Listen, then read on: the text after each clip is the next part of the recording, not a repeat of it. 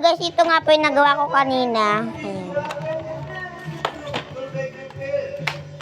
Ayan po yung sa loob. Ayan po yung mga damit ko. Ang gulo, diba guys? And meron din akong kwintas ng perlas. Uy, pang bata!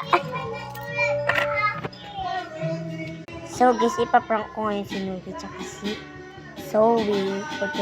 Guys, nakikita niyo to? Yung gagawin natin pang prank. Yung ano, MMK. Tara guys.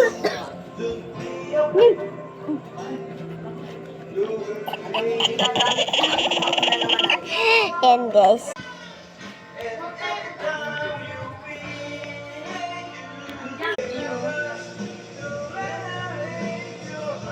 Is better.